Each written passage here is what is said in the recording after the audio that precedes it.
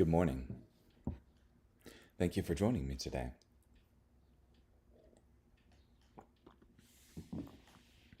This morning we'll be in 2 Chronicles chapter 21 verse 1 through chapter 23 verse 21.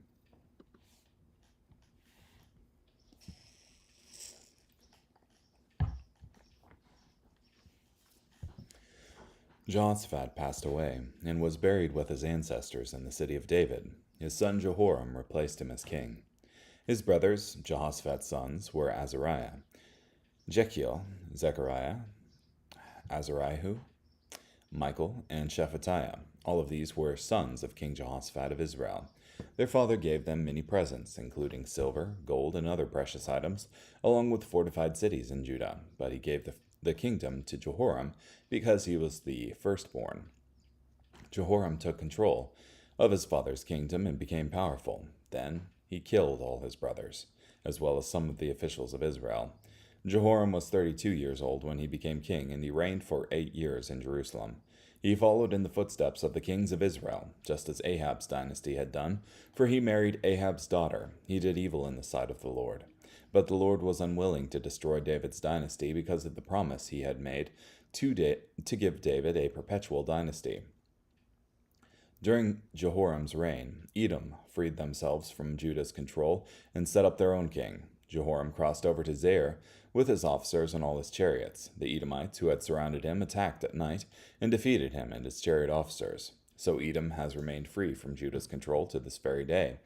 At that same time, Libnah also rebelled and freed themselves from Judah's control because Jehoram rejected the Lord God of his ancestors.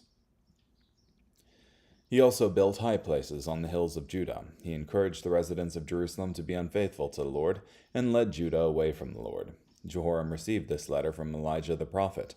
This is what the Lord God of your ancestor David says. You have not followed in the footsteps of your father Jehoshaphat and of King Asa of Judah, but have instead followed in the footsteps of the kings of Israel. You encouraged the people of Judah and the residents of Jerusalem to be unfaithful to the Lord, just as the family of Ahab does in Israel. You also killed your brothers, members of your father's family, who were better than you. So look, the Lord is about to severely afflict your people, your sons, your wives, and all you own. And you will get a serious, chronic intestinal disease, which will cause your intestines to come out. The Lord stirred up against Jehoram the Philistines and the Arabs who lived beside the Cushites. They attacked Judah and swept through it. They carried off everything they found in the royal palace, including his sons and wives. None of his sons was left, except for his youngest, Ahaziah. After all this happened, the Lord afflicted him with an incurable intestinal disease. After about 2 years, his intestines came out because of the disease, so that he died a very painful death. His people did not make a bonfire to honor him as they had done for his ancestors. Jehoram was 32 years old when he became king, and he reigned 8 years in Jerusalem. No one regretted his death. He was buried in the city of David, but not in the royal tombs. The residents of Jerusalem made his youngest son, Ahaziah, king in his place, for the raiding party that invaded the city with the Arabs had killed all the older sons. So Ahaziah, son of Jehoram, became king of Judah. Ahaziah was 22 years old when he became king, and he reigned for 1 year in Jerusalem. His mother was Athaliah, the granddaughter of Omri. He followed in the footsteps of Ahab's dynasty, for his mother gave him evil advice. He did evil in the sight of the Lord like Ahab's dynasty, because after his father's death, they gave him advice that led to his destruction. He followed their advice and joined Ahab's son, King Joram of Israel, in a battle against King Hazael of Syria at Ramoth-Gilead, in which the Syrians defeated Joram. Joram returned to Jezreel to recover from the wounds he received from the Syrians in Ramah when he fought against King Hazael of Syria. Ahaziah, son of King Jehoram of Judah, went down to visit Joram, son of Ahab, in Jezreel because he had been wounded. God brought about Ahaziah's downfall through his visit to Joram. When Ahaziah arrived, he went out with Joram to meet Jehu, son of Nimshi, whom the Lord had commissioned to wipe out Ahab's family. While Jehu was dishing out punishment to Ahab's family, he discovered the officials of Judah and the sons of Ahaziah's relatives who were serving Ahaziah and killed them. He looked for Ahaziah, who was captured while hiding in Samaria. They brought him to Jehu and then executed him. They did give him burial, for they reasoned, he is the son of Jehoshaphat, who sought the Lord with his whole heart. There was no one in Ahaziah's family strong enough to rule in his place. When Athaliah, the mother of Ahaziah, saw that her son was dead, she was determined to destroy the entire royal line of Judah. So Jehoshabeth, the daughter of King Jehoram, took Ahaziah's son, Joash, and sneaked him away from the rest of the royal descendants who were to be executed. She hid him and his nurse in the room where the bed covers were stored. So Jehoshabeath, the daughter of King Jehoram, wife of Jehoiada the priest and sister of Ahaziah, hid him from Athaliah so she could not execute him. He remained in hiding in God's temple for 6 years, while Athaliah was ruling over the land. In the 7th year, Jehoiada made a bold move. He made a pact with the officers of the units of hundreds: Azariah, son of Jehoram, Ishmael, son of Jehohanan, Azariah, son of Obed, Maaseiah, son of Adiah, and Elishaphat, son of Zichri. They traveled throughout Judah and assembled the Levites from all the cities of Judah, as well as the Israelite family leaders. They came to Jerusalem, and the whole assembly made a covenant with the kings in the temple of God. Jehoiada said to them, "The king's son will rule, just as the Lord promised David's descendants. This is what you must do. 1/3 of you priests and Levites who are on duty during the Sabbath will guard the doors. Another third of you will be stationed at the royal palace, and still another third at the fountain gate. All the others will stand in the courtyards of the Lord's temple. No one must enter the Lord's temple except the priests and Levites who are on duty. They may enter because they are ceremonially pure. All the others should carry out their assigned service to the Lord. The Levites must surround the king. Each of you must hold his weapon in his hand. Whoever tries to enter the temple must be killed. You must accompany the king wherever he goes." The Levites and all the men of Judah did just as Jehoiada the priest ordered. Each of them took his men, those who were on duty during the Sabbath, as well as those who were off duty on the Sabbath. Jehoiada the priest did not release his divisions from their duties. Jehoiada the priest gave to the officers of the units of hundreds King David's spears and shields that were kept in God's temple. He placed the men at their posts, each holding his weapon in his hand. They lined up from the south side of the temple to the north side and stood near the altar in the temple, surrounding the king. Jehoiada and his sons led out the king's son and placed on him the crown and the royal insignia. They proclaimed him king and poured olive oil on his head. They declared, "Long live the king!" When Athaliah heard the royal guard shouting and praising the king, she joined the crowd at the Lord's temple. Then she saw the king standing by his pillar at the entrance. The officers and trumpeters stood beside the king, and all the people of the land were celebrating and blowing trumpets. And the musicians with various instruments were leading the celebration. Athaliah tore her clothes and yelled, "Treason! Treason!" Jehoiada the priest sent out the officers of the units of hundreds, who were in charge of the army, and ordered them, "Bring her outside the temple to the guards. Put the sword to anyone who follows her." The priest gave this order because he had decided she should not be executed in the Lord's temple. They seized her and took her into the precincts of the royal palace, through the horses' entrance. Then they executed her. Jehoiada then drew up a covenant stipulating that he, all the people, and the king should be loyal to the Lord. All the people went and demolished the temple of Baal. They smashed its altars and idols. They killed Mattan, the priest of Baal, in front of the altars. Jehoiada then assigned the duties of the Lord's temple to the priests, the Levites, whom David had assigned to the Lord's temple. They were responsible for offering burnt sacrifices to the Lord with joy and music, according to the law of Moses and the edict of David. He posted guards at the gates of the Lord's temple, so no one who was ceremonially unclean in any way could enter. He summoned the officers of the units of hundreds, the nobles, the rulers of the people, and all the people of the land, and he then led the king down from the Lord's temple. They entered the royal palace through the upper gate and seated the king on the royal throne. All the people of the land celebrated, for the city had rest, now that they had killed Athaliah. Exciting.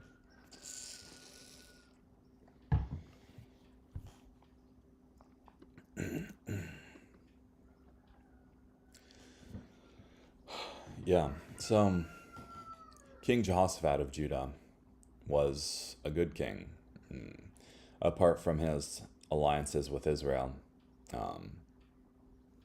But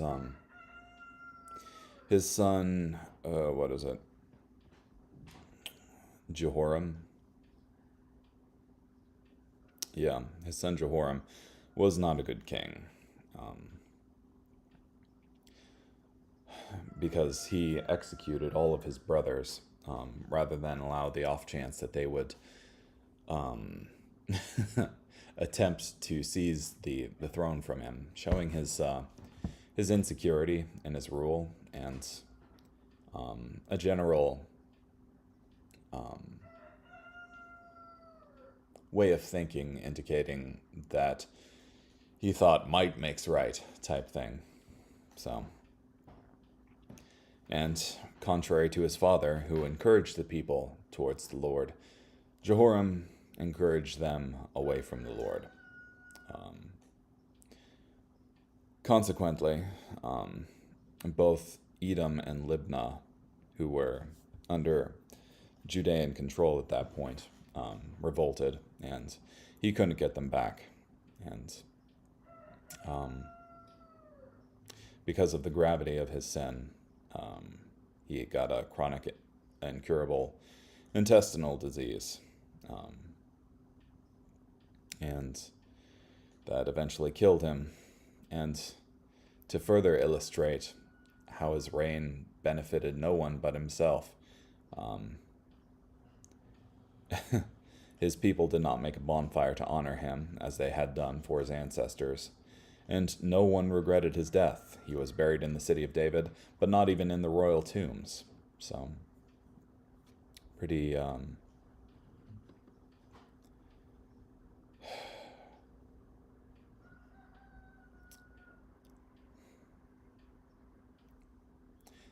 yeah, it doesn't seem as though he made an impact for the good in much anyway.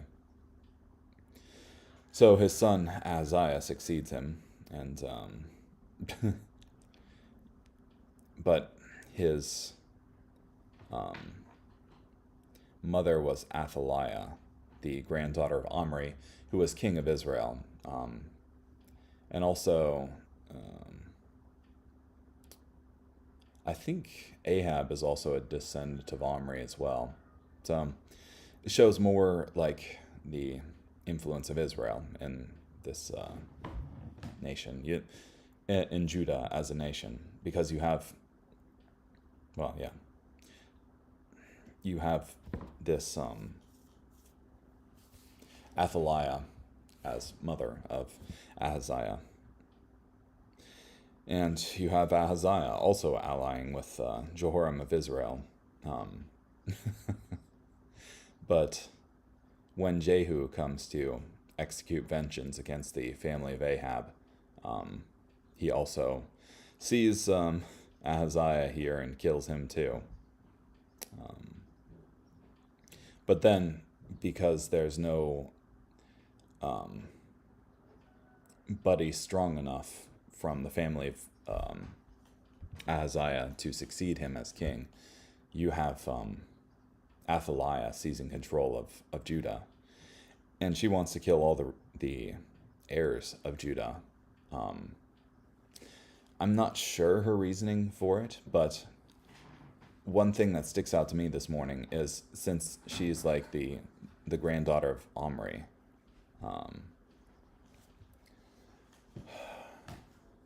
she probably still holds allegiance to the nation of Israel. And I think this is further confirmed by how she advises Ahaziah to do evil and to ally with Jehoram of Israel. So essentially, if there are no remaining heirs in Judah, then it could give a strong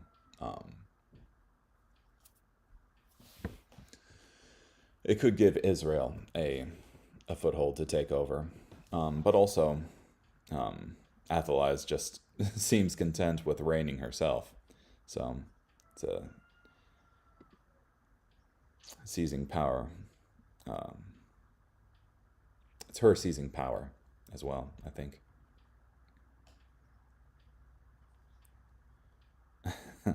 think it's also rich that as she discovers this plot to keep the son of the king alive, one of the sons of the king alive, she yells, "Treason, treason," as if she didn't seize the kingdom in a treasonous fashion by murdering all of the king's sons. So, the priest of the time acted very boldly by hosting the king's son and keeping him safe, and drawing up a guard contrary to Athaliah's guard, and instituting reforms. So, pretty neat. Romans chapter 11, verse 13 through 36. Now, I am speaking to you Gentiles, seeing that I am an apostle to the Gentiles. I magnify my ministry, if somehow I could provoke my people to jealousy and save some of them. For if their rejection is the reconciliation of the world, what will their acceptance be but life from the dead? If the first portion of the dough offered is holy, then the whole batch is holy. And if the root is holy, so too are the branches. Now if some of the branches were broken off, and you, a wild olive shoot, were grafted in among them, and participated in the richness of the olive root, do not boast over the branches. But if you boast, remember that you do not support the root, but the root supports you. Then you will say, these branches were broken off so that I could be grafted in. Granted, they were broken off because of their unbelief. But you stand by faith. Do not be arrogant, but fear. For if God did not spare the natural branches, perhaps he will not spare you. Notice, therefore, the kindness and harshness of God.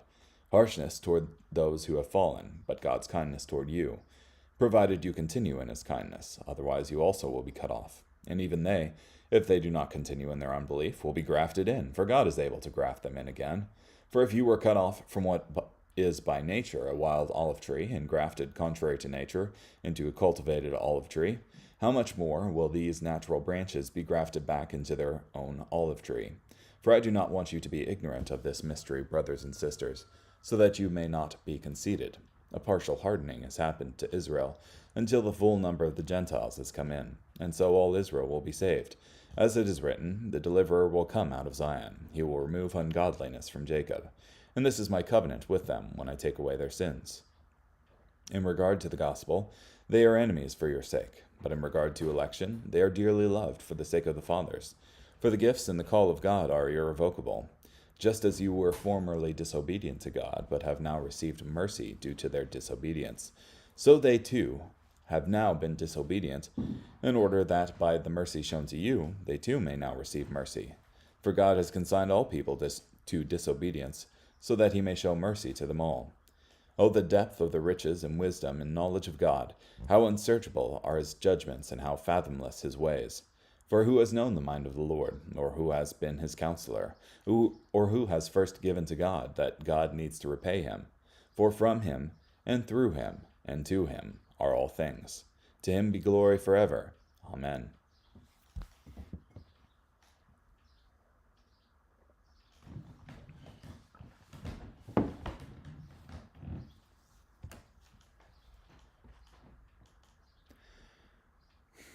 Yeah, so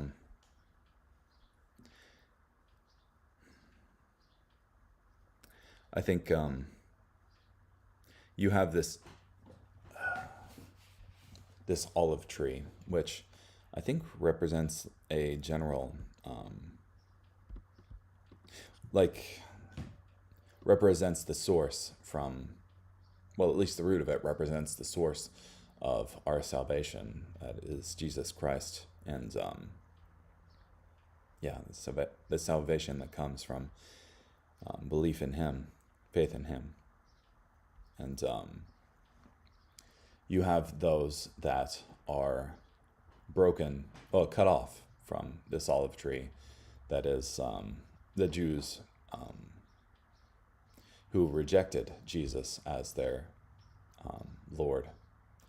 And you had in their place those of a wild olive tree, that is the Gentiles being grafted in their place, that is coming into this salvation through Jesus Christ. And Paul here is warning not to lord this over the Jewish people, but to fear. And yeah, so.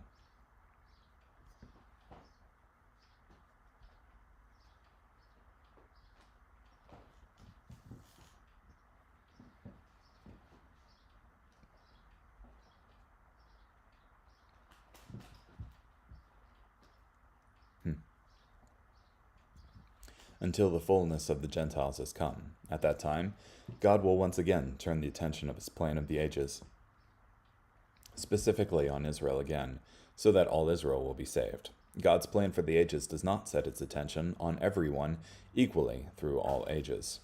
Yeah, just as how this faith started with Abraham out of all of the peoples of the world, and followed the people Israel specifically for a time, now went out to the whole world. So too it can once again spotlight on Israel.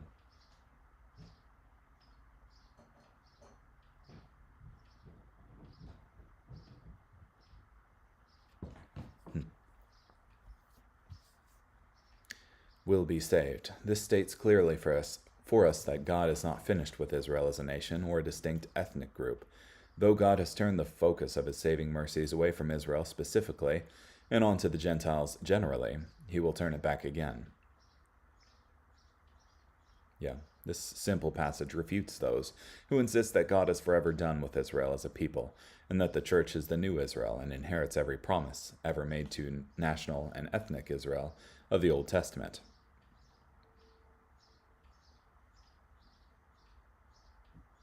Yeah, it's important. Carrying on, Psalm chapter 22, verses 1 through 18. My God, why have you abandoned me? I groan in prayer, but help seems far away. My God, I cry out during the day, but you do not answer, and during the night my prayers do not let up. You are holy. You sit as king, receiving the praises of Israel. In you our ancestors trusted. They trusted in you, and you rescued them. To you they cried out, and they were saved. In you they trusted, and they were not disappointed. But I am a worm and not a man. People insult me and despise me. All who see me taunt me. They mock me and shake their heads. They say, Commit yourself to the Lord. Let the Lord rescue him. Let the Lord deliver him, for he delights in him. Yes, you are the one who brought me out from the womb and made me feel secure on my mother's breasts. I have been dependent on you since birth. From the time I came out of my mother's womb, you have been my God. Do not remain far away from me, for trouble is near, and I have no one to help me. Many bulls surround me. Powerful bulls of Bashan hem me in. They open their mouths to devour me like a roaring lion that rips its prey. My strength drains away like water. All my bones are dislocated. My heart is like wax. It melts away inside me. The roof of my mouth is as dry as a piece of pottery. My tongue sticks to my gums. You set me in the dust of death. Yes, wild dogs surround me. A gang of evil men crowd around me. Like a lion, they pin my hands and feet. I can count all my bones. My enemies are gloating over me in triumph. They are dividing up my clothes among themselves. They are rolling dice for my garments.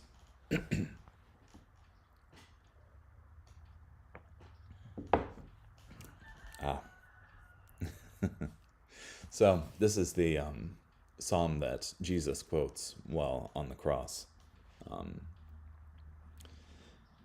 As it's approaching, let me see here.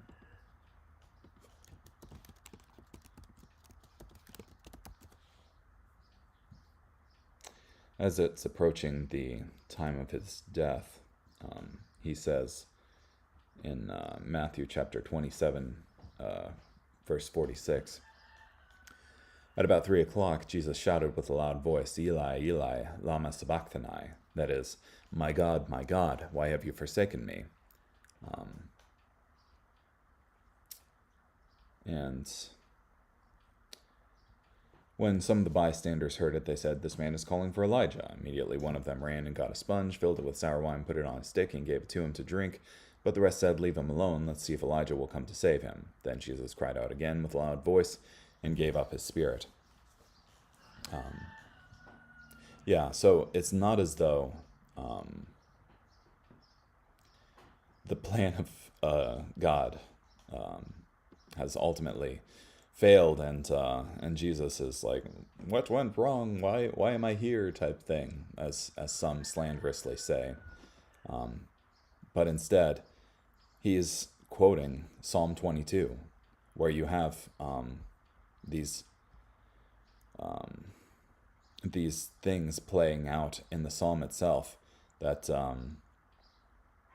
that are happening to Jesus, showing that this is all contrary to the slander, a part of his plan.